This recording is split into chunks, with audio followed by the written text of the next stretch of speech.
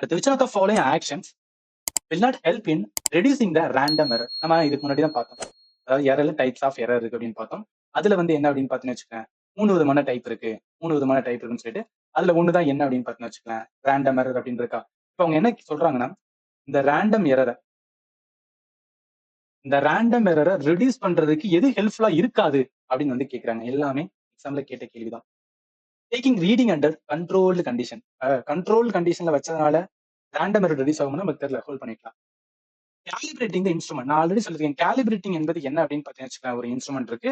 அதோட true value என்பது என்னன்னா, எனக்கு அக்யூரேட்டா என்ன வேல்யூ வரணும், ஃபார் எக்ஸாம்பிள் இப்போ 10 வோல்ட் தான் வந்து அக்யூரேட் வேல்யூ வரணும் அப்படின்னு பார்த்தீங்கன்னு வச்சுக்கோங்க.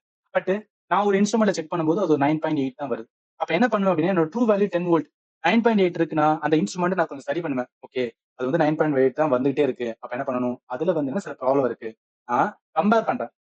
நார்மலா வந்து ஒரு நல்லா இருக்கிற மிஷினோட ஒரு தப்பா வேலை பார்க்குற மிஷினை கம்பேர் பண்ணி தப்பா வந்துச்சுன்னா அந்த தப்பா இருக்கிற வேல்யூ மாத்துறதுக்கு என்ன பண்றேன்னா அதுக்கு ஒர்க் பண்றேன். அதுதான் கேலிபிரேட்டிங் அப்படின்னு சொல்லுவாங்க.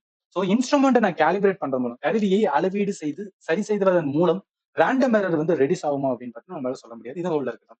Averaging the multiple reading. Averaging the multiple reading இதுவா உள்ள இருக்கட்டும். Increasing the number of observation. அதாவது நான் என்ன சொன்னேன், ரேண்டம் எரர் என்பது என்ன அப்படின்னு பாத்தீங்கன்னா, எதன் மூலம் நம்ம ரெடியூஸ் பண்ண முடியும்னா, ரிப்பீட்டடா ரீடிங் எடுக்கிறோம் அண்ட் அது ஆவரேஜ் வந்து பாக்குறோம் அப்படின்னு பாத்தீங்கன்னு வச்சுக்கோங்க. அதன் மூலம் என்ன பண்ணணும், ரேண்டம் எரர் ரெடியூஸ் பண்ண முடியும். கேலிபிரேஷன் மூலம் என்ன பண்ண முடியும்னா, சிஸ்டமேட்டிக் எரர். ஏன்னா கேலிபிரேஷன்ஸ் என்ன அப்படின்னு பாத்தீங்கன்னு வச்சுக்கோங்க, ஒரு சிஸ்டத்துல ப்ராப்ளம் இருக்கா, அந்த இன்ஸ்ட்ருமெண்ட்ல ஏதாவது டிஃபெக்ட் இருக்கான்னு வந்து ஐடென்டிஃபை பண்ண முடியும், ரைட்டா?